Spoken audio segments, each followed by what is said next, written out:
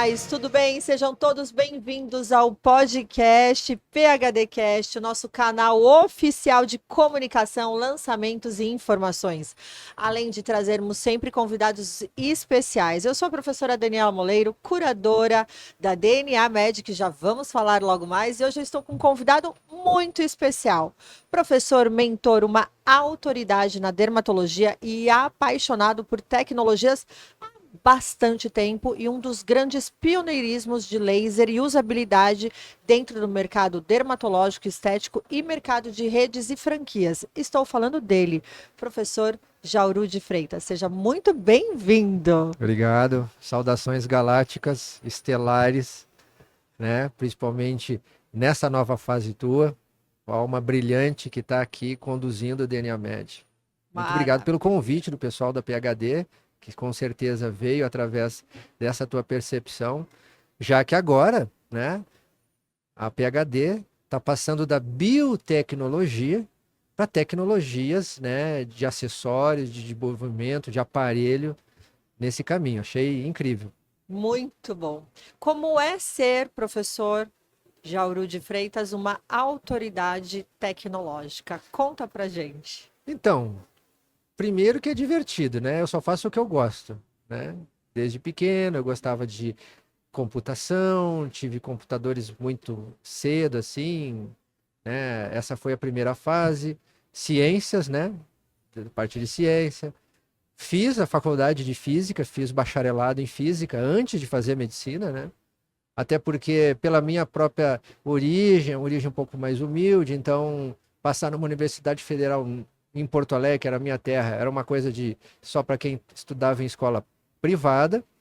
Eu tive uma boa tia, que ela era diretora de escola, que me deu um caminho, já que eu gostava tanto de ciências, por que que eu não viraria um professor, um caminho que pudesse me ajudar a estar mais qualificado?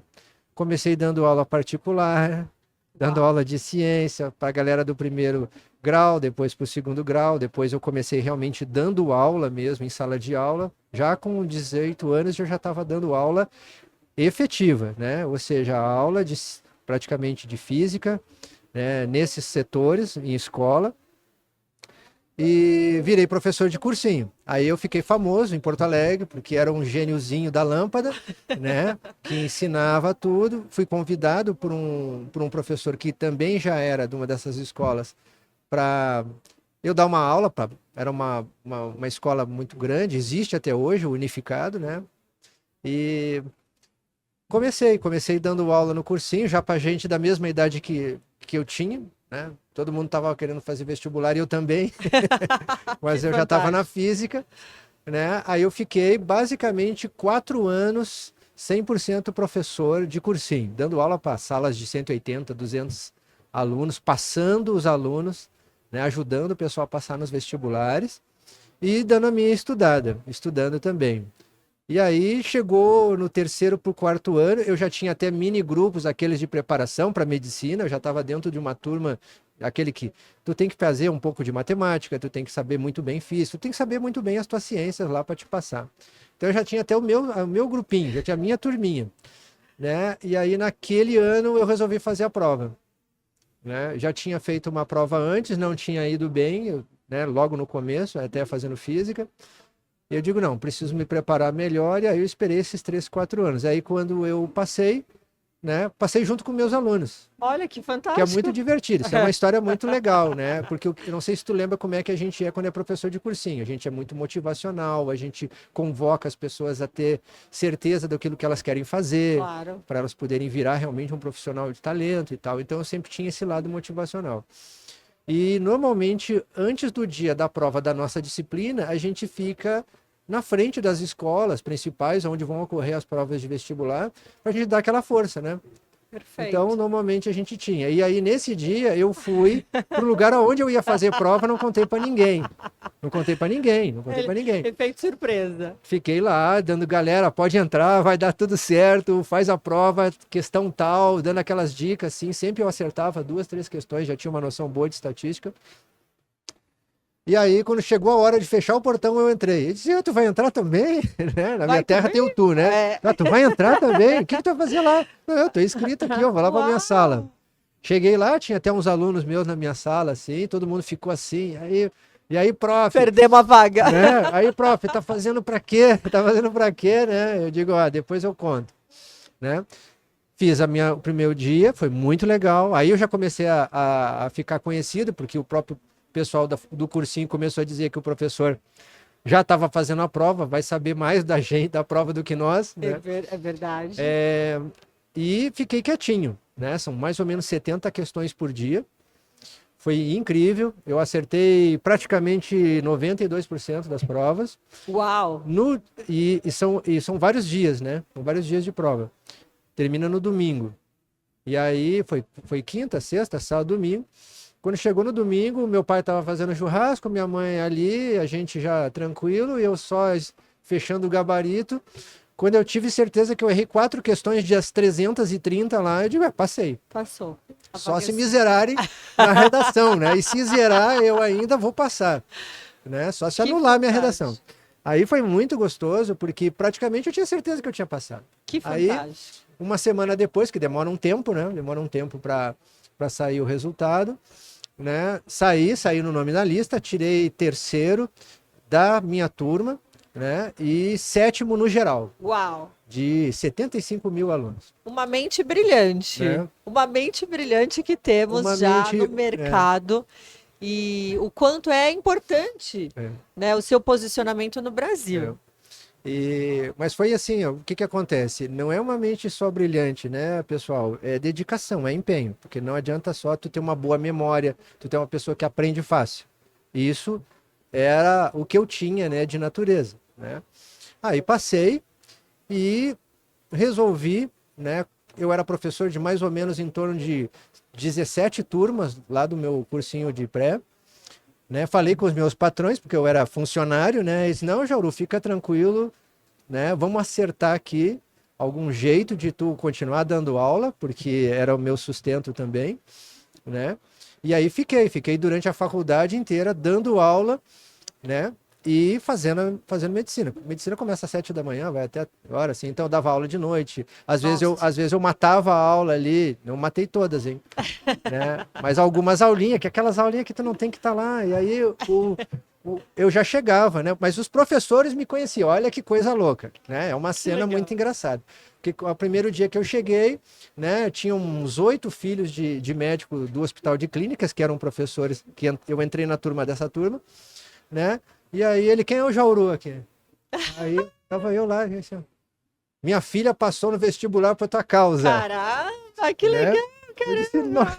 Quem é a tua filha? Eu dou aula para 3.000 pessoas, quem é a tua filha? Ah, é o fulano. Aí agora eu lembro.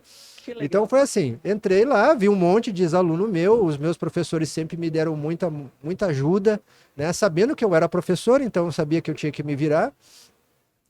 E aí eu entrei para fazer o que eu achava que eu ia ser. Porque aí começa uma história.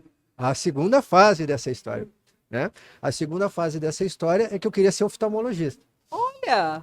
Eu queria ser oftalmo. Eu entrei com a cabeça de que eu queria fazer oftalmo. Eu já tinha um projeto social com Braille de leitores. Em Porto Alegre tem muitas coisas legais, assim. Então, toda sexta-feira de tarde, tinha um momentinho que eu ia lá na Casa dos Cegos, que era uma escola que tinha, para te ser um ledor. É uma pessoa que fica lendo para quem é cego, né? E eu adorava fazer isso. Então eu gostava muito do setor da oftalmo. Entrei já nos primeiros semestres, consegui uma bolsa já na biofísica, claro, né? Claro. Entrei na biofísica, fiquei bolsista da biofísica. O meu professor, o Eduardo Dias, era um cara genial que me ajudou depois lá na frente. Ele tinha vindo de Heidelberg, era um baita de um físico. E aí, como eu já entendia de física e eu estava fazendo biofísica, ele ficava, Jauru, vai dar aula lá, perfeito. já dá aula, estuda aqui a aula e vai lá dar. Então, às vezes eu dava aula até para minha própria turma de colega. Caramba, professor. Foi muito divertido. Legal. E aí, nessa sequência, comecei minha bolsa lá no serviço de oftalmo, com 2 professores maravilhosos, o Jorge Freitas Esteves, né, que é uma pessoa maravilhosa, que me abriu muita porta, e o professor Jacó Lavinsky, que foi o cara que me abriu os olhos para os lasers. Agora começa a história. Agora começa, né? agora começa. Porque acontece o seguinte, eu achava que o oftalmo ia fazer cirurgia e tal, né? Sabia que tinha algumas coisas feitas com cirurgias a laser, né? Nós tínhamos o Excimer laser, já tinha alguma coisa para cirurgia de miopia, né? Então eu dizia, ó, já tem um caminho para mim que eu vou me encontrar fácil aqui no oftalmo. Ou eu vou mexer com cirurgia refrativa, ou eu vou mexer com fundo de olho, com retina. Basicamente, tu tem dois núcleos muito fortes no oftalmo, que é centenário, tá? É centenário a história, né, dessa introdução tecnológica nessa área anatômica, mas ela é milenar, né? Porque as cirurgias e os procedimentos oftalmológicos, eles eram feitos, né, pela comunidade dos cirurgiões judeus e árabes. É uma história muito antiga, que trabalhava com o quê? Trabalhava com o quê? Vamos lá. Qual é que é o principal elemento, além da anatomia do olho, para te fazer uma cirurgia, né? Vou dar uma dica aí. Luz, calor. Aí, tá começando. Ele né? me provoca, gente. Não. Ele continua, meu professor. As leis ópticas. Sempre. As leis ópticas. Me tirando sempre né? do comodismo. A lei é maravilhoso. A lei óptica. O cristalino. Óptica, o cristalino. Entendeu? Todas as leis da óptica geométrica, toda a refração. Colimação. Tudo Tô isso. certo? Exatamente. E aí o que acontece? Ficou muito fácil para mim. Comecei ali, acompanhando o serviço, como aluno da faculdade e tal. E aí, quando chegou no último ano, que eu já estava praticamente, bom, agora eu vou fazer a residência, né? E aí eu já sabia mais ou menos o meu caminho. Ou eu ia para a retina, são dois caminhos muito diferentes dentro da oftalmologia, porque a cirurgia de retina, tu usa um laser de diodo, de 980, né? Que tu faz um disparo via aqui a pupila, para te diminuir a dilatação e vascular da região retiniana. É uma coisa fora do normal, é a coisa mais linda que eu já vi na minha vida. Tu trabalha com edema macular, retinopatia diabética, tu tem que saber muito o fundo de olho, tu tem que ter uma visão muito boa nesse sentido, né? E a questão realmente biofísica. E depois tu tinha o Excimer Laser, que estava recém começando ainda, os aparelhos todos eram aqui em São Paulo, só tinha um cara lá que tinha, que também era, né, da comunidade judaica lá, que era o Kiwito, que vinha, ele veio daqui da Unifesp, né? Ele era gaúcho, fez a residência aqui e virou professor lá. Então eu já tinha um caminho que de repente eu era para cá que eu ia vir, né? E aí ocorreu uma virada na minha vida na formatura, né? Eu me formei. Quando eu me formei, eu ainda era professor de cursinho, então eu fiquei ainda mais 6 meses como professor, ainda preparando para a residência, para a prova. E aí quando chegou antes da prova, uns 2 meses e meio antes da prova, eu tinha um amigo meu, bem antigo, ele era tipo 3 anos na frente, assim, na medicina. Então ele já estava fazendo residência, né? E eu já tinha terminado. E aí ele passa aqui no Hospital Beneficência Portuguesa, na cirurgia de crânio facial. Ele era cirurgião plástico, né? E já vou trabalhar com cirurgia de crânio, né? Vou morar em São Paulo e tal. E, né, vou estar lá com a Vera Cardim, com aquela turma toda, né? Tu tem que ir lá me visitar. Okay. Não só pela parceria, porque São Paulo é muita coisa para se fazer aqui de divertido, 2 garotos jovens, né? Então tem que imaginar que a gente se divertiu. Né? Mas as cirurgias são gigantescas, né? Não sei que quem conhece cirurgia crânio-facial, ela dura 12, 14 horas, né? Tu tem que fazer evulsão facial, abrir o crânio, tirar o crânio. São multidisciplinares o procedimento, então entra neuro, entra cirurgião da face, entra, né, oftalmo também, por conta da necessidade, principalmente por conta de ajuste, né, daquelas modificações. E aí já era, sei lá, umas 4, 5 horas que eu estava dentro daquele bloco cirúrgico de saco cheio já, não saía o crânio ali, eu queria ver a hora que eles pegam o crânio, tiram o crânio fora, fica só os miolos ali aparecendo, né, e corta o osso, junta o osso e gruda de novo, que essa é o procedimento. Quebra-cabeça. Né? É uma cirurgia maravilhosa. Maravilhosa. Tu pega pessoas, né, olha a filha o publicitário lá, do Justus, aquela menina fez cirurgia crânio-facial. De posicionamento, né? De crescimento do osso. Aquela modificação, aquela síndrome dela, ela tem modificações na estrutura cranial. Então tu tem que rachar o crânio, literalmente fissurar ele e colocar de novo. Mas bom, tira essa parte da cirurgia, que eu não aguentava mais lá. Eu resolvi sair pelos corredores passeando. Ok. Quando eu paro de frente numa sala piscando luz. Plá, plá, plá, luz brilhante, e digo, ó, tem um flash aqui dentro aqui, né? Aí eu esperei um pouquinho, entrei, fiquei de cantinho vendo, os caras estavam disparando um aparelho com uma ponteira muito louca, assim, que ficava disparando umas luzes brilhantes para tudo que era lado e na pele da pessoa. Olha. Não vou dizer o que que é por enquanto, porque nem eu sabia o nome, né? Mas eu disse, isso aqui é uma emissão de luz pulsada. O que que esses caras estão fazendo aqui? Esperei um pouquinho, né? Naturalmente perguntaram para mim o que que eu estava fazendo ali, né? Não, Que era você. eu sou um aluno, já sou médico formado, estava ali na sala no bloco da Vera Cardinha ali e tal. Ah, que legal. E o que que vocês estão fazendo aí? Ah, a gente está aplicando luz intensa pulsada, IPL. Esse aqui é um estudo clínico que a gente está fazendo aqui, né? Quem era o cara? Era o professor Cussé, Uau. né? Uau. E aí, grande professor Cussé, né? Nossa, assim, foi um caminho. autoridade. E aí ele, né? Mas como é que funciona? Qual é a energia? Né? Como é que funciona o número de pulsos que vocês estão fazendo? Mas tu sabe muito disso. Não, eu nunca vi essa máquina, mas eu suponho que vocês tenham algum mecanismo para controlar como é que vocês disparam, como é que vocês acertam a energia. Pois é, nós estamos testando tudo isso. A gente precisa, na verdade, Né? saber. Nós estamos testando tudo isso daí e tal, né? Era uma máquina de Israel, né? Sim. Que estava ali, que era para ser testada, e estava a Regia Patriota naquele momento ali, né? Que também é uma, assim, antiga, a primeira médica a fazer uma primeira tese de fototerapia com luz pulsada no Brasil. A tese dela de mestrado foi nisso, ela impulsionou um monte de coisa. Tava ali, ela aplicando ali dentro ali e aprendendo também. E aí eu vi tudo isso, eu digo, eu quero saber o que vocês estão fazendo. Não, isso aqui é na dermatologia, não tem nada com aquilo de lá. Eu digo, cara, tem mais coisa para fazer nisso na dermatologia Gosto mais do que no oftalmo. Né? E aí ele, não, vai lá no meu serviço, o serviço fica no HC de São Paulo, ali, né? Vai lá visitar. Também estavam ali, quem é que estava nessa hora, tu conhece, pessoalmente, depois eu vou te lembrar, quem é que estava, né, patrocinando o aparelho, né? Quem é que estava com o aparelho ali ajudando, né? Era os Maeda. Ah, família Maeda, Né? Família sim. Maeda que introduziu né, a Top Laser, que trouxe muita coisa. Sim, trouxe, né? Foram os pioneiros, né, no acesso a tecnologias a laser. Principalmente fototerapia, Exato. laser, né? Os lasers de Q-switch eles foram os primeiros a trazer. Sim, sim. Né?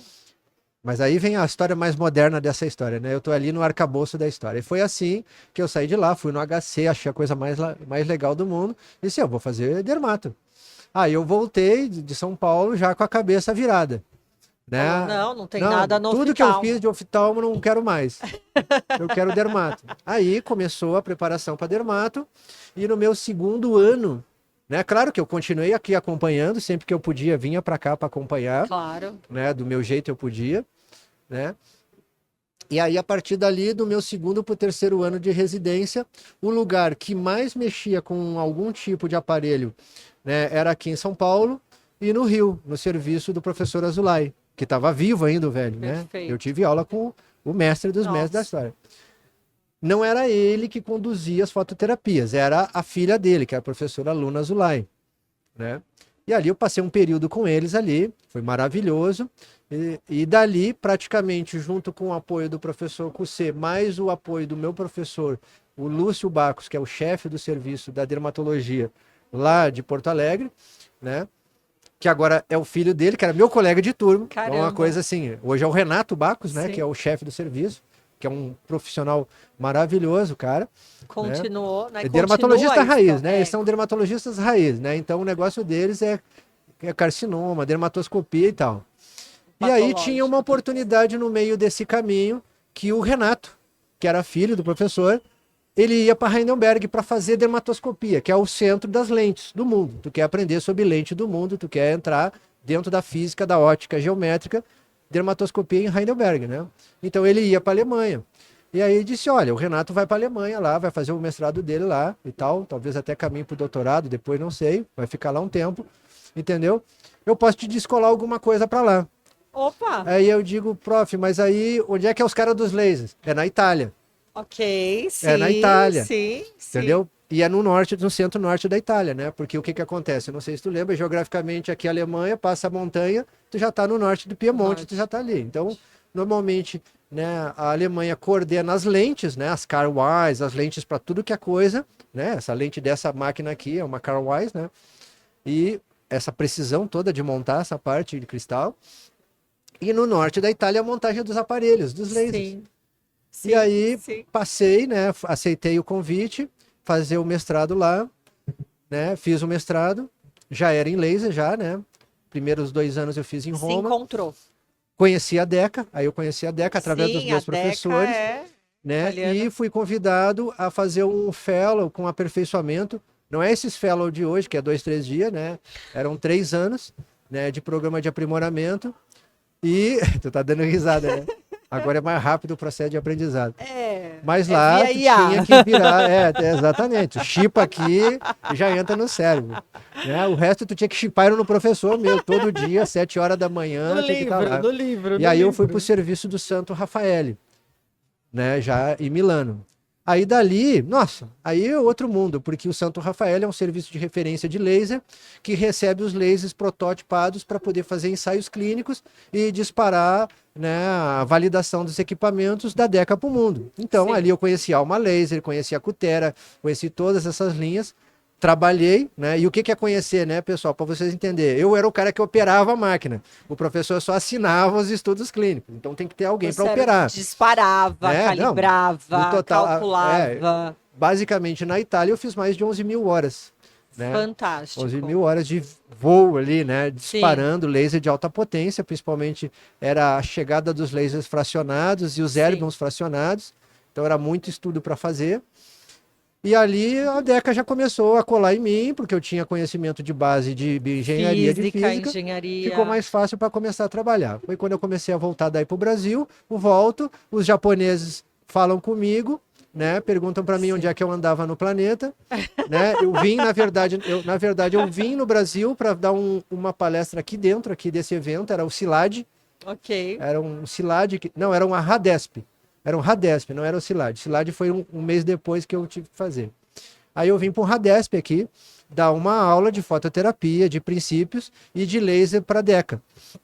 Os japoneses colaram em mim, perguntaram onde é que eu andava, eu digo, eu tô lá na Itália, falando italiano, comendo pasta, tomando bom vinho e mandando assim, não, mas vem para cá, vamos tentar alguma coisa. Sim. Né? A gente quer colocar. Super crescente. E, acredite, se puder, a mesma máquina de fototerapia que eu tinha visto em ensaio, porque aquela ali, ela não tinha sido liberada na Anvisa desde aquela época. Então, ela ganhou a licença, né? Fui conhecer a fábrica em Israel, comecei com ele, tinha um francês, um engenheiro francês maravilhoso para a gente ajustar os equipamentos. E aí começou o trabalho, que disso depois veio as primeiras franquias do Brasil, que foi a Não Mais Pelo. Sim. Eu instalei 855 franquias no Brasil com nossos protocolos, eu calibrando. Depois a Depil Brasil, depois a Silets, depois a Depila Brasil, depois dessa linha de todas as fototerapias de depilação, basicamente passaram pelas minhas mãos, mas sem aparecer, né? Porque na verdade eu fico no backstage, né, dando toda essa montagem assim. Junto com isso, os lasers todos da Top Laser, que a gente fez um sucesso durante todo o trabalho que aconteceu, né? Já tinham alguns outros lasers. E aí foi quando compraram o meu passe aqui, já para fazer algum trabalho a nível de fábrica brasileira. Aí eu comecei com a indústria brasileira da Bioset, depois com a HTM, depois com o Ricardo da Ibramed, né? Onde foi uma parceria muito boa de desenvolvimento. Aí depois eu dei um tempo desse mundo executivo, né? E fiquei praticamente só clinicando, cuidando da minha vida, preparando algumas coisas, escrevendo alguns livros e tal. Fiquei um tempo, né? Como a gente diz assim, um tempo sabático, né? Exato. Que a gente precisa, né? Porque tu tá aqui, né? Nesse congresso, eu sei o quanto é a carga de vida que a gente dá, né? E é congresso todo final de semana, né, gente? Né? Se a gente quiser aqui entrar num caminho de atualização, né, a gente está ali todo dia trabalhando, promovendo. Sim. A partir dali eu comecei a trabalhar com uma ideia que eu tinha há muito tempo, que já não eram mais hardwares, eu já queria trabalhar mais com software, com as programações dentro dos aparelhos. Tinham algumas dores que eu via dos profissionais, não só na dificuldade de entender esses mecanismos para começar a usar com mais eficiência esses aparelhos, né?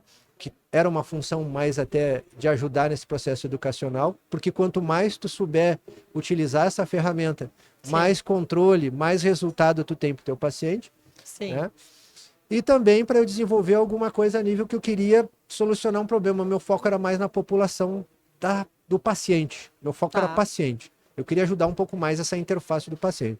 E aí eu criei, né, um movimento, eu criei uma comunidade chamada clubedabeleza.com há 16 anos atrás. Né? Começou na Itália, né, porque a comunidade começou lá, depois estendeu para a Bahia. Né, onde eu tinha o meu primeiro consultório no Brasil foi lá em Arraial da Ajuda. Era ruim. Que beleza! Olha trancoso. aí. Essa hora Ele aqui, volta essa hora aqui, que da hora é? Sábado? Itália e vai para Arraial da Ajuda. Né? Então, aí por que eu fui lá para Arraial? Que sabático era esse? Então, claro, fiquei morando no Arraial da Ajuda, trancoso, tranquilo. Dali eu só ia para Itália, porque eu tinha ali um serviço, né, chamava Espada Pele, existe ainda, né? Mas o Espada Pele era um serviço que eu acolhia estrangeiros, né, lá na Itália, trazia para fazer os procedimentos, turismo de saúde, né? Turismo de Fazia saúde. tratamento lá e devolvia e revisava eles lá mesmo, já que eu sou legal. homologado, já que eu sou médico dermatologista lá na Itália, né? Então eu mesmo já fazia a revisão dos meus pacientes lá e aproveitava para curtir um pouquinho. E aí eu ficava ali, Porto Seguro, né, Bahia, né, Itália, voltava, vinha aqui, dava uma aula lá para a professora Sandra Leon lá na Federal de Minas, de vez em quando eu dava uma aparecida, só assim, bem tranquilo, bem leve, né, bem leve. E construindo esse projeto. Aí nasceu o projeto Beleza Solidária, nasceu a comunidade do clubedabeleza.com, que o nosso objetivo é promover um planeta mais bonito e feliz através das boas práticas, da saúde, da eficiência, eliminando os procedimentos que não têm, né, um critério assim de segurança e eficiência, eles não fazem parte do escopo do clube. Projetos sociais discretos, a gente não aparece nesses projetos sociais, a gente transforma vidas. Eu tenho um serviço dentro do Vidigal que atende mais de 300 pessoas por semana, mulheres, né, que estão agora entrando no mercado de trabalho agora da estética, que é uma nova fase, que é uma capacitação profissional de assistentes de estética, de consultoras de estética. Que legal, professor. Né? Agora a gente vai entrar no modo empreendedor, a gente vai ensinar elas a entender o mercado da estética e entrar nele. E assim eu fui indo, fiquei tranquilo, até que o pessoal de outra fábrica, da Dox lá, me chamou para fazer um trabalho. Sim. Fiz um trabalho com eles, era curto. E aí fiquei mais tranquilo, depois apareceu a Medical Sun, que pediu algumas coisas ali para eu dar uma olhada, mas eu sempre cuidando do meu projeto da comunidade. Sim. Paralelo a isso, eu tenho os meus programas, né? Eu tenho os meus programas de mentoria e eu sou o professor coordenador de um serviço de dermatologia, aqui da Faculdade de Medicina do Ipiranga, ali no CTA, fica ali perto do Museu do Ipiranga, tá todo mundo convidado a conhecer. Ele é um programa de especialização, nós temos 3 vagas de residência no Santa Lúcia, mais um programa de pós complementar, se a pessoa quiser. E a gente está começando agora a instalar um centro de laser lá.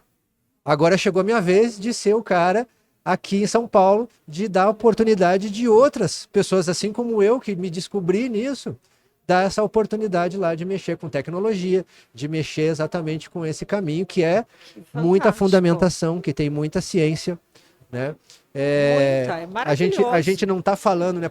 Muita gente perguntou, né, para mim, Jauru, por que tu escolheu mexer com tecnologia dentro da medicina mais estética, ou da dermatologia estética? Gente, a época que eu comecei a mexer com isso, era mais de 20 anos atrás, não existia precisão nos injetáveis, era um colágeno de porco, era de crista de galo, o ácido hialurônico era feito em crista de galo, entendeu? O fio era um fio russo. Quando tudo era mato. Entendeu? Exatamente. Se não doesse, não era bom. Né? Então, assim, aquilo me constrangeu um pouco, né? E eu não senti muita eficiência nisso, só que eu olhei para o mundo dos lasers e da tecnologia, eu tinha um arsenal de doses terapêuticas montadas, bem eficientes, né? Na radiofrequência, eu lancei a radiofrequência no Brasil, eu lancei o Ultra Cavity no Brasil, né? Ainda pelo pessoal que era ali lá do Rio de Janeiro. Crio Redux, não era? Era da Crio Como Reduc, a que Advice. era? A Advice, a antiga Advice que foi extinta, Time Advice. né? E eu trouxe para cá ultrassom de cavitação. Ultrassom de cavitação na Itália era um sucesso na época que eu já A estava. lipo sem corte, né? A lipo Exatamente. sem corte. Né? Que é um aparelho que até hoje é super eficiente. Super. Né? Carboxiterapia, né? São aparelhos, todos esses aparelhos passaram por mim em algum momento para a gente passar essa instrução e calibrar. E eu era o cara que ia nos congressos para combater as faltas de métricas. Sim. Né? Eu tenho, parâmetro, de eu tenho forma uma de história aplicação. divertida com um querido colega meu, que é o Juan, né? Juan! Um abraço, da Juan. Estec. Esteja aí onde estiver, né? Um abraço. Ele deve ele tá no Cascais também, escolheu morar num lugar ruim. Ele deve também estar num sabático, né? É. Que ele... Ele voltou, não, ele foi pro Cascais, agora tá mexendo com anatomia e tal, né? Mas a gente tinha vários embates. São mentes brilhantes. Né? Vários mentes embates, brilhantes. Né? Embates positivos, tá, gente? Porque assim, ó, era muito difícil a gente não tá na mesma mesa apresentando em congresso médico que tava. Ou era ele falando de microagulhamento e eu entrando de novo atrás com radiofrequência, ou era eu na radiofrequência e ele depois falando de microagulhamento e a gente tentando debater quem era o melhor, quem era o eficiente. Foi uma construção de praticamente uns 10 anos eu fiquei duelando com ele. E que crescemos, né? A gente duela com outro colega e a gente cresce. Porque eu falo que a vida do professor é assim, ele te exige muito estudos e aprimoramentos, então você tem um aprendizado constante, e quando você encontra uma cabeça brilhante, você soma e transforma. Ela te desperta. Né? Então eram sempre debates com muita medicina baseada em evidência, né? Porque a gente não conseguia, né, ter um bom diálogo se não tivesse baseado em ciência. A ciência vence sempre no final das contas, né? Mas a tecnologia era insuperável. Então não tinha. Para ele podia espernear, ele podia fazer, ele disse assim, ó, microagulhar. Ele tem uma que ele tentou me desbancar. Foi muito divertida essa, né? Porque estava começando a rolar o mercado das maquininhas de pagamento. Foi logo que começou a entrar. E aí ele disse, olha, tecnologia para mim, né? Ele sabia que eu ia falar depois, né? Então ele ia falar, olha aqui, ó, tecnologia para mim é microagulhamento, funciona assim, ó, tecnologia para mim é a máquina de pagamento. Então se você quiser investir, entendeu, numa tecnologia, entendeu? É a máquina de pagamento. Nossa, aí eu entrei depois, né? Fiquei assim, nossa, agora, né? Ele foi direto no bolso da galera, né? E aí, claro, eu tentei buscar minhas fontes físicas ali para poder mostrar para o pessoal que a segurança e a eficácia das doses eram muito mais eficientes, né? E ele debatia sempre dizendo que dependia muito da formação, dependia muito do treinamento do profissional. Já, no caso, o roller era muito mais fácil, né? Sim. Né? Fácil, barato. E eu naturalmente combatia ele dizendo que não precisava furar ninguém para poder fazer tudo aquilo que ele fazia, que não doía. Então eu trabalhava muito a questão da sensibilidade do paciente. Sim. E a precisão, e ele trabalhava custo-benefício. Então, no final das contas, esse era o principal duelo, né? E foi muito positivo. E a partir dali, né, acabei criando toda essa base, assim. Então hoje, né, a gente tem, dentro do Clube da Beleza, a gente tem curso de profissionalização, nós temos alianças estratégicas para formação educacional de médicos, de outros profissionais, né? E agora também, em abril, viu, a gente foi aprovado, viu, o Clube da Beleza foi aprovado no Web Summit Rio, que é o maior evento de tecnologia do mundo. Ele só acontece no Rio, em Vancouver, em Lisboa, em Hong Kong e em Doha, no Catar. Ele acontece uma vez por ano nesses lugares. Perfeito. E nós fomos, né, apresentamos o nosso pitch do nosso aplicativo e a gente foi aprovado. Que top. Então, a partir de abril, a gente vai estar apresentando para o Brasil o mapa da estética. Uau. O mapa da estética é um sistema generativo, tem inteligência artificial, mas ele é um gerador de ordem de serviços para o profissional. Ele auxilia o profissional para dar mais visibilidade para o talento dele. E aí, detalhe, os verdadeiros talentosos e também as pessoas e os profissionais competentes e sérios que se comprometem, né, com os seus resultados. Então, nosso objetivo é foco no talento para o profissional e dar para ele condições dele poder aumentar o número de pacientes dele. Mas o nosso foco está no paciente, que é segurança e eficácia, enquanto ele vai procurar na internet um profissional. Eu não posso abrir muito essa conversa, Olha, né? Porque tem vários esquemas ali, tem várias ferramentinhas. Nós sim, estamos dentro do Google, né? Ela é uma ferramenta integrada ao Google, né? Eu tive agora há pouco lá nos Estados Unidos justamente para a gente ampliar, porque o nosso serviço vai começar aqui pelo Brasil. E o principal elemento do mapa da estética vai trazer segurança, trazer eficácia e realmente destacar os profissionais melhores, né? E como a gente está aqui num evento que é um evento de profissionais da saúde, que não são médicos, né? Eu também quero passar essa informação importante, que essa é uma percepção nossa do clube, né? A gente sabe muito bem, a gente tem dados, tá? Dados estatísticos, de que se o serviço de estética ficasse somente restrito aos profissionais médicos, teria pacientes esperando para fazer tratamento mais de 20 anos. sim, Então a gente sabe da importância que bacana. da sustentabilidade do atendimento à população. O nosso foco é uma pessoa que sonha em tratamento, que quer melhorar. Todos merecem ser bonitos, Exato. né? Todo merece ter beleza. Aliás, né? Viraria uma filosofia aqui. Mas o que que acontece? É muito bom tu ver uma pessoa bonita na tua frente. Verdade. É muito bom tu acordar, pegar o elevador e olhar uma pessoa bonita na tua frente e dizer, nossa, meu dia começou bem. É ou não É é? agradável. A beleza deixa o É. planeta mais feliz. É. É o belo, né? É. O belo são as formas do admirável, né? Então, Nós, como artistas, a gente ama obra de arte, música, som, cores, porque isso agrada as nossas lentes Então, oculares. né, então, assim, não querendo te cortar aqui, mas o que que acontece? Gente, o nosso foco é que as pessoas tenham acesso à beleza. Não interessa a raça, cor, gênero, condição econômica.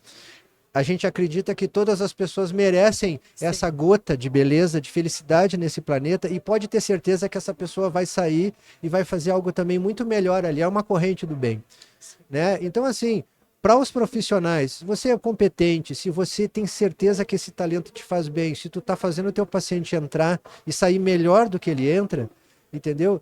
É uma bênção divina. Claro. E o grande desafio é exatamente esse. Como é que a gente vai conseguir destacar os melhores num mercado que não tem como tu separar isso? Sim. Existem dificuldades para um paciente que é leigo É. saber se esse profissional está capacitado para aquilo que ele está se Exato. propondo a anunciar. Sim. Porque, infelizmente, existe caráter, existe disputas ali de mau caráter que querem se aproveitar desse setor, que é um setor que mexe com a tua vaidade, que mexe com a tua estima, né? E que precisa de dinheiro para investir, e tem gente que só quer grana disso.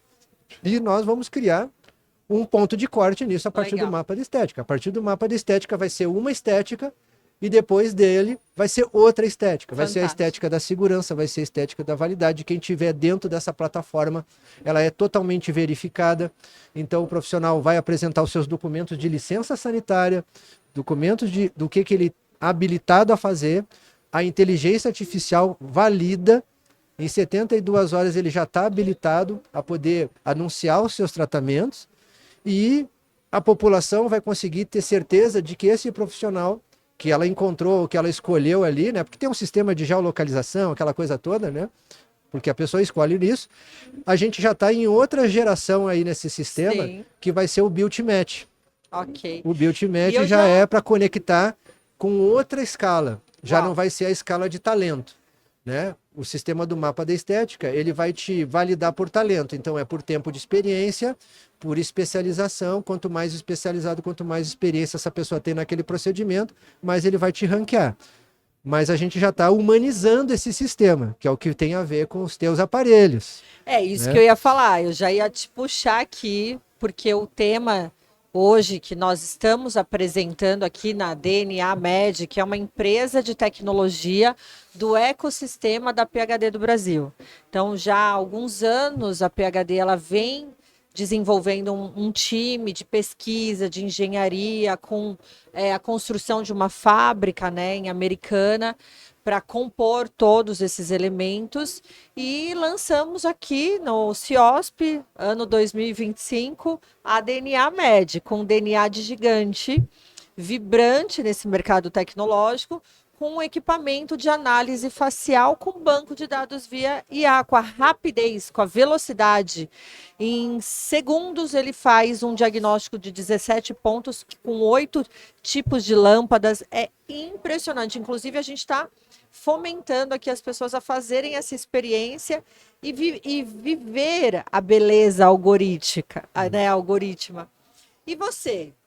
Que a IA já faz parte do dia a dia e o que você acha, o que você acredita? Eu acabei te dando a introdução sem tu fazer a pergunta, né? Ou seja, eu já tô além do hardware, né? O hardware para mim, os lasers, os equipamentos embarcados em cada equipamento, para mim, eu só fico cada vez mais feliz que está vindo com mais automação, né? E falando em automação, que é isso que tu está falando, né? A gente tem um centro lá na Faculdade de Medicina, que é o LabTech, que trabalha com tecnologia de informação, sistema de informação, data science, né? Estamos vinculados à Universidade de MIT lá nos Estados Unidos, né? Estamos conectados com eles, né? No setor de saúde mesmo, voltado para esse. Então, o nosso principal núcleo é estudos e desenvolvimento no setor do mercado da beleza, né? Da estética, da saúde. E o que acontece quando tu começa a colocar automação? Dá medo, né? Principalmente porque o ser humano, historicamente, toda vez que ele vê uma ferramenta tecnológica, ele se assusta. Isso vem desde o tempo das cavernas. Sim. Tá?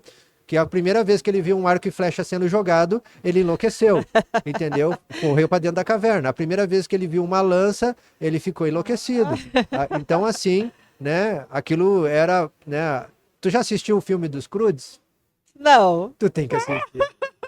Assista os Croods. Já saí daqui com lição de casa. Assista os Croods. Tu vai ver como é que é a mentalidade de duas gerações humanas muito importantes da nossa transição, que são os Neandertais, que começam a se conectar com o Homo sapiens. Tá. Nós tivemos esse encontro, ocorreu esse encontro, porque eles não viveram nos mesmos habitats. Enquanto tu tinha o Neandertal... Exatamente. Chegou um momento em que eles acabaram se cruzando, né? Não vou contar o resto, porque tem muita história, tem muita arqueologia nisso, eu gosto dessas coisas também. Então tu vai ter uma conexão. Mas tenta imaginar um homem das cavernas encontrando com um cara que tem a mesma semelhança que ele, que tem uma coisa muito parecida com ele, mas não é tão forte, não é tão fisicamente forte, mas que não precisa usar força para resolver os problemas. Ok. Que tem soluções na sacola dele que ele carrega. Okay. Ele tem cordas, ele tem pedra polida, entendeu? Ele toca fogo, a comida dele é cozida. E o cara lá come cru, sai correndo atrás do bicho para tentar ver se acerta, só come uma vez por semana, e o cara tá ali com o estoquezinho dele preparado. Então, esse choque de tecnologias a civilização sempre sofreu. E tu né, parceira nessas desenvolvimentos de mentoria, tu já acompanha isso, eu sei que tu acompanha os mesmos gurus que eu também acompanho, apesar de eu também ser guru, eu também mexe com isso. Também te acompanho. Então a gente sabe que a gente tá passando da onda da internet agora para uma outra onda, né? E essa onda é muito importante para eu responder a tua pergunta, né? Como é que funciona essa questão da automação e o que ela assusta ou ela nos elimina, né? Ela veio para nos ajudar ou para nos extinguir? Tá. Nunca na face da Terra tu vai ter uma tecnologia feita para autoextinção. Isso é mito, isso é conversa do mal para tentar te assustar e te afastar da inovação. Porque o novo sempre dá medo, mas te deixa curioso, correto? Corretíssimo. E é exatamente isso que acontece com as inteligências e com os sistemas de automação, com a robótica, né? Ela veio para diminuir o peso das nossas costas, dificuldades que a gente tinha. Tenta imaginar um sistema, né, diagnosticando, te auxiliando no diagnóstico. Tá? Eu sei que a gente não tem tempo para isso, mas eu participei em 2008, lá na Itália, do primeiro gerador, entendeu, de diagnóstico de lesão cutânea. Ele foi patrocinado pela Comunidade Europeia, foram 3 milhões de euros, né? Eram 5 anos de estudo clínico, foram mais de 100 clínicas cadastradas no mundo, são 5 continentes de dermatologistas, mais um centro de matemática, que era o Centro de Matemática de Roma, mais o Hospital São Jorge, na Grécia, que a gente criou todo um big data de lesões cutâneas baseadas em diagnóstico para alimentar a inteligência do database. Qual é que era o objetivo? A TIM, que estava patrocinando, o objetivo dela era criar um software que pudesse auxiliar na leitura da ceratose actínica, que é uma lesão pré-câncer de pele, que na Europa é gigante o custo disso. A gente sabe que uma lesão, né, um carcinoma basocelular, espinocelular, que é a primeira migração dessa lesão, ela tem um alto custo para a comunidade europeia, porque lá todo mundo é branquelo, então... Né, o índice é muito grande. O custo é muito grande. A economia possível chegaria a quase 4 bilhões de euros se a gente conseguisse resolver e antecipar o problema. Perfeito. Foram 5 anos de estudo e o objetivo era alimentar esse robô com dados de médicos experientes. Tenta imaginar quanto foi difícil implementar. Imagina. Porque o médico experiente não aceitava o diagnóstico preciso do robô versus o diagnóstico dele. Da inovação. Entendeu? Ele era resistente. Sim, ele foi resistente. Não, para que eu preciso de uma ferramenta dessa se eu faço há 20 anos? Eu pego o meu dermatoscópio, coloco aqui e eu já sei, né? Quem essa máquina pensa que ela é. Tá? Isso em 2008. Tá? Certo. E nós estamos mesmo 2025. Exato. Tá? Então tenta imaginar o tamanho das trevas digitais que vivia esse povo já naquela época. E ainda a gente vive numas trevas digitais através da globalização. Então o que acontece? Claro que foi alimentado, foram mais de 1 milhão de imagens. O sistema, quando foi apresentado no Congresso Americano de Dermatologia, ele validou 99,9% das lesões comparadas com os 150 médicos dermatologistas que fizeram os diagnósticos, erraram e o sistema acertou. Então ali, matematicamente foi aprovado, hoje ele funciona na Europa e tal. Então essa minha história começa lá. Então o que tem a ver aqui? Gente, se tu precisa facilitar duas coisas importantes. A primeira é tirar o mito da cabeça do paciente. Tá bom. Tu quer provar para o paciente o mecanismo, tu quer dar dados de precisão, ele precisa olhar para ver o problema. Já resolve o problema. Só isso já resolveria o problema. A segunda coisa que vem por aí é a capacidade analógica de analisar e te dar um parecer. Ok. Né? Porque isso é muito importante. Gente, não é ele que diagnostica, não é ele que lauda, ele te dá o parecer. Exato. A partir dali, tu pode complementar. Acessar a informação. Né? Tu pode também te basear nele, se tu quiser deixar um pouco mais. Mas o grande diferencial nisso é o processo de ensino do teu paciente. O paciente vai entender melhor a proposta de tratamento. E para ti, como especialista, tu vai ter a coisa mais gostosa de todas essas, é os dados.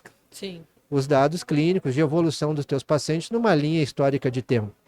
Né? Isso aí é importante. Hoje, com a Lei Geral de Proteção de Dados, tu tem que ter não só os teus dados relatórios de evolução dos teus pacientes, não só por uma questão de defesa clínica, por qualquer controvérsia que ocorrer, se o resultado não deu certo, vai acabar essa conversa, né? Que não sei se ficou bom em mim, aqui, ó. Olha aqui, minha querida, como é que tu não viu, tu te vê, depois, né? Vai acabar com o transtorno de imagem, né? Sim. Porque sabe que existe a pessoa que tem transtorno de imagem. O dismorfismo, né? Ela não consegue enxergar que ela mudou, ela não consegue o melhoramento dela. Então isso daí vai resolver o problema. Sim. Então eu nem posso te dizer a quantidade de diagnósticos que nós vamos tirar das trevas. Sim. Além do processo da métrica, que é, né, o mais importante disso, que é tu conseguir ter dados de métricas daquilo que tu evoluiu no processo. A inteligência artificial, ela tem várias funções associadas. Ainda tem muito para crescer até com a inteligência regenerativa, né? Porque na regenerativa, ela consegue conversar e pensar um pouco mais contigo. Mas ela é dependente do autor, do autoral, né? Ou seja, de quem faz. Ela tem um processo de autoaprendizado, mas ela também segue o líder, né? Ela segue o chefe. Então fica tranquilo, né? Ele não vai tomar o teu lugar, ele só vai te ajudar. Com vai certeza, tá? Vai te trazer precisão. Existem dados, tá? Existem dados importantes. Eu não posso te dizer esses dados com toda a precisão agora, mas quem quiser depois a gente combina um outro dia para falar só sobre essa questão. Parte 2 do nosso podcast. A eficiência. A eficiência. Tá? Mas é basicamente o seguinte, acima de 62% de eficiência de precisão na indicação do tratamento. Sim. Tu vai ter mais, né? E também em torno de 70% a 82% entendeu? Da apresentação da tua proposta de tratamento. Sim. Eu não quero dizer o fechamento de venda. Ele é uma ferramenta Tá? de conversão. Eu não quero dizer essa métrica, porque senão o pessoal vai querer comprar todas as máquinas, tu vai ficar sem estoque. Sem estoque. Tá? Já acabou, Mas inclusive. digamos entre nós que ele alcança 8 de 10. Exato. Entendeu? 8 de 10. E o que é 8 de 10? Significa que para cada 10 pacientes, 8 vão imediatamente fechar. E os 20% que não fechar, não vai fechar por questões de decisão financeira. Financeira. Aí é outra inteligência artificial resolvendo o problema financeiro. Aí é a maquininha de cartão. É. E na verdade, professor, o ISAPS, ele já põe que 85% relacionado à projeção, compreensão, é a efetivação do procedimento. Porque muitas vezes o paciente ele pergunta, ok, eu compreendi, mas como eu vou ficar? Uma expectativa, né? Uma expectativa. Eu acho Quando você vai comprar um apartamento, você... Tu quer uma planta, olha tu quer um modelo. Olha a projeção, o modelo, a maquete, porque ali você tem uma dimensão de onde você vai. Contigo. Né? Não só tu materializa melhor a tua proposta, Exato. apesar de toda a transição do processo inflamatório, essas coisas todas, mas o que acontece? Sem essa perspectiva de como tu vai estar, fica muito difícil até de tu ter uma meta pro teu paciente. Né? Eu quero ter muito mais conversa sobre isso contigo, porque no nosso aplicativo, no nosso sistema, a gente já conseguiu provar que um paciente muito bem avaliado, né, com métricas e visualização da sua proposta, tá, ele consegue te ter uma retenção nele de mais de 12 meses. Então, tu consegue fazer um programa terapêutico para ele de 12 meses. Um cronograma, né? sim. Só que tu me deu um outro dado poderoso, que isso pode chegar a 5 anos. Então Sim. aí que é outra conversa, né? Que como é que é possível fazer isso? E a pergunta do tipo assim, tá, mas isso é para quem? Qualquer paciente. Sim.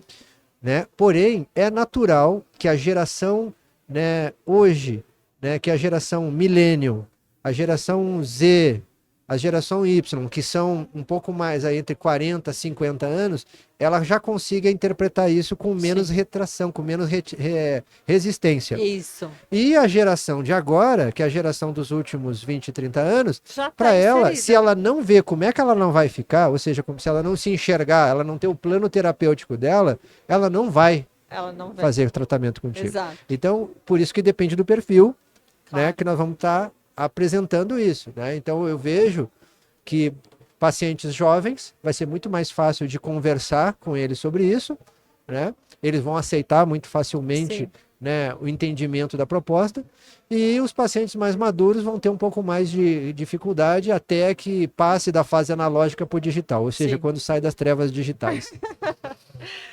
Perfeito. Uau! Que delícia, né? Que é conversar com mentes brilhantes e criadoras e que transformam o mercado, a visão, a projeção de diversas formas, desde a usabilidade, da indicação, da medicina e também da solução. Eu falo que um grande cientista, ele não somente projeta, mas ele também arruma as bases, e isso está nos seus projetos sociais que eu falo, né? É a grande transformação do universo, que é você devolver o quanto você foi transformado. Né? A gratidão. Né? Eu acredito que quem trabalha com estética, trabalha com beleza, ela já é uma pessoa que tem dentro aqui dela, entendeu? O senso de a gratidão, sabe? Ela sabe que ela está ajudando, né, uma pessoa a ficar melhor. Uhum. Esse poder de tu deixar uma pessoa mais feliz, ele assusta até, né? Claro. Porque te dá muita responsabilidade, te dá preocupações com isso. E quanto mais a gente conseguir ajudar esse processo de transformação, pode ter certeza que até mesmo aquilo que são os ruídos da estética, de que estética é paliativa, né? A estética, né? Tu vai pegar vários países que já têm um entendimento de que a estética ela é qualidade de vida. Se tu pegar, assim, ó, eu faço parte da Sociedade Italiana de Medicina Estética, que fundou a medicina estética no mundo, né? O professor Carlo Bartoletti, que é um grande mestre que eu conheci pessoalmente, né?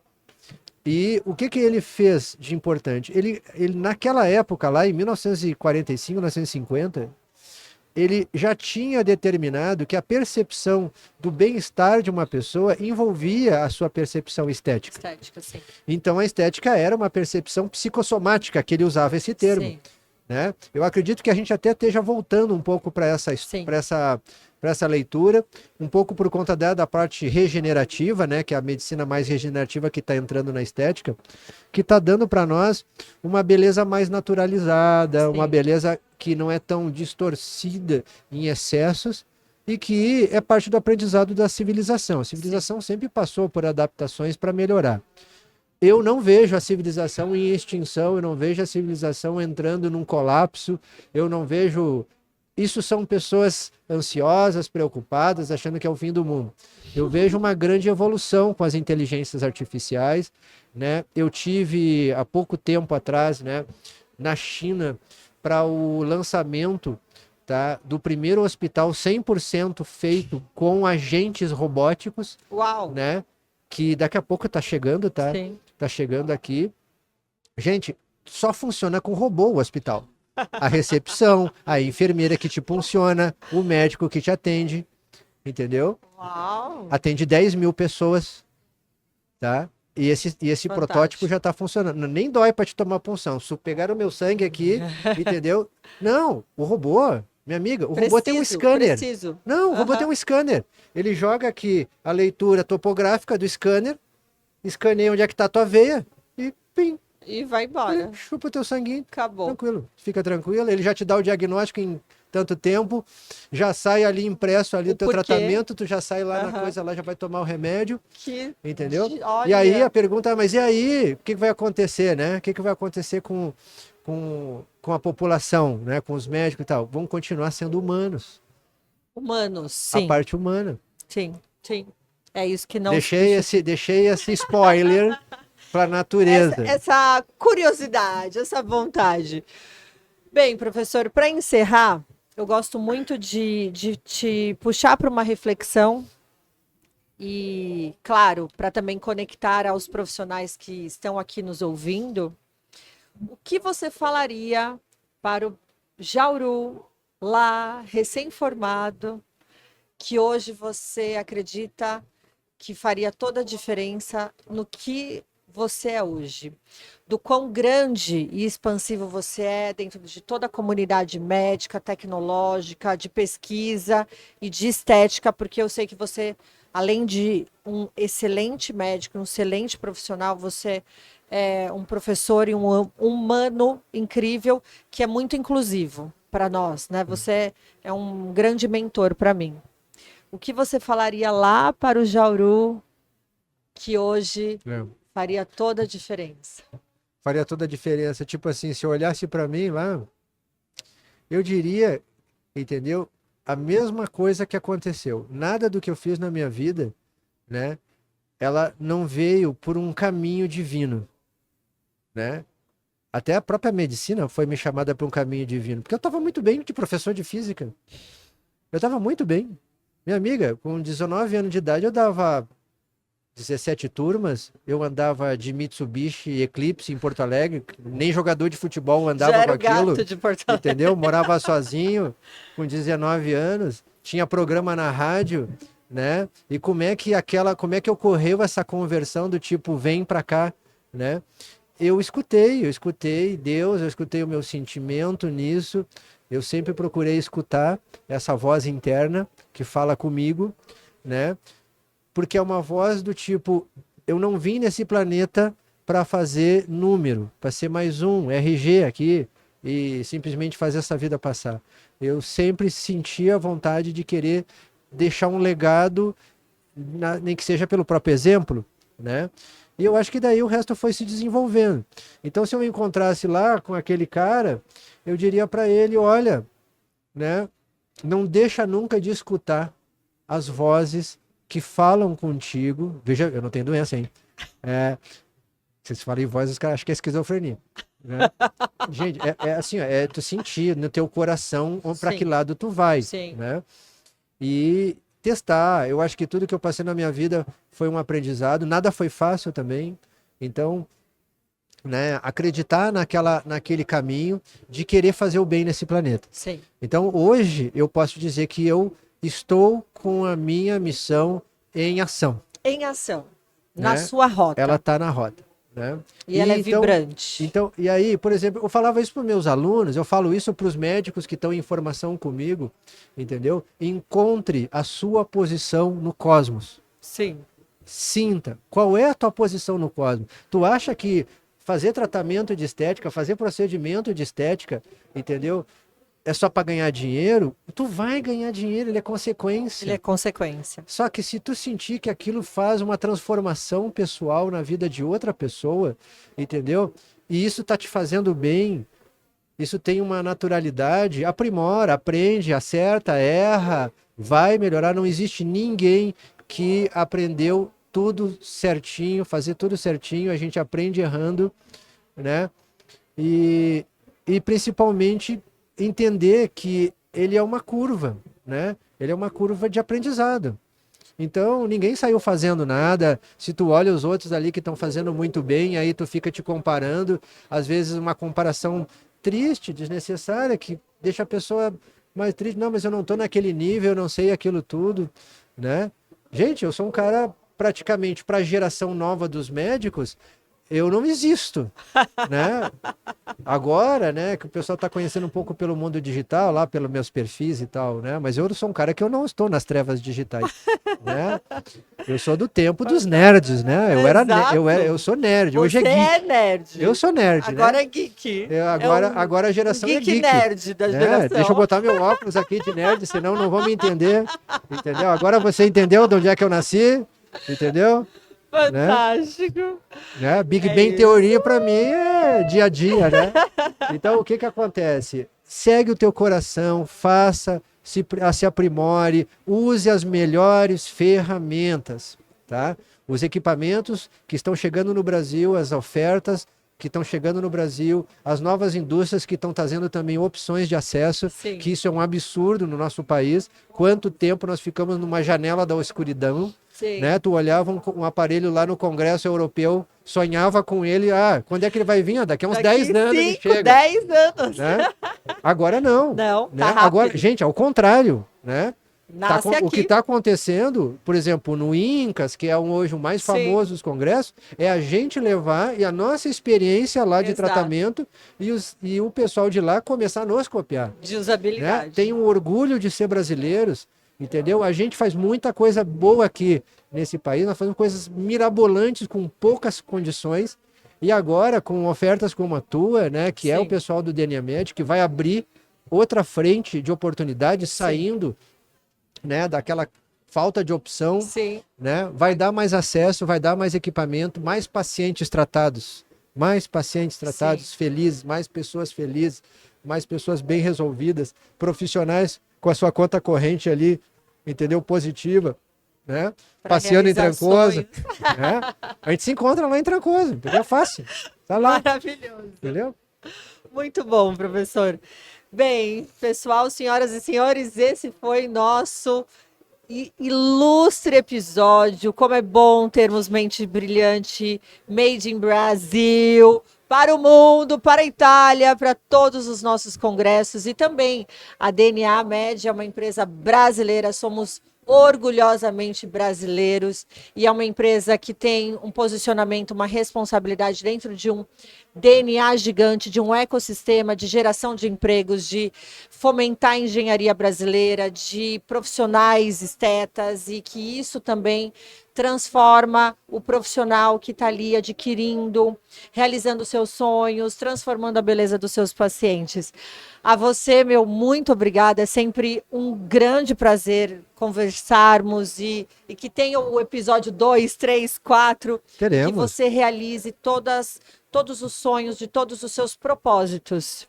Porque você está na sua rota e é muito importante, é muito vibrante estar sempre com você. Estamos na posição do cosmos, aliás, hoje é dia de alinhamento planetário, né? E... Aliás, o meu vídeo tá super viral lá, tá todo mundo perguntando deixa eu te contar essa aí. Tô perguntando se eu faço mapa astral. Não faço mapa astral, não. Sou astrofísico, é diferente. tá? Mas existe uma energia no ar positiva acontecendo de transformação, de limpeza, Sim. de evolução nesse nosso país. Eu acredito assim, ó, que pela primeira vez eu vejo uma empresa expandindo, né, a função da sua missão realmente ali, indo para as ferramentas, indo para os equipamentos, indo Sim. para essa aparelhagem. Tem uma curadoria muito bem preparada contigo, Obrigada. né? Tem já uma academia instalada, Sim. inclusive eu já estou inscrito lá como aluno, depois eu No dou umas aulas lá, PhD né? Depois eu dou umas Academy, aulas lá, sim, com né? certeza.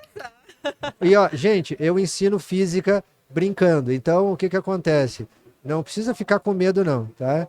Você vai estar rindo, tomando a sua taça de vinho e vai entender tudo, tá? Pode entender tudo, Perfeito. tá? Professor, muito obrigada. Professor Jauro de Gratidão. Freitas, muito obrigada. Seja bem-vindo sempre a PhD, agora DNA, que seja também seu campo, seu solo, e que você consiga imprimir cada vez mais essa jornada dentro do ensino e também das conexões dos nossos cosmos, e dizer que a gente não está aqui só fazendo número, não. A gente está aqui para transformar. Muito obrigada. Obrigado, gente.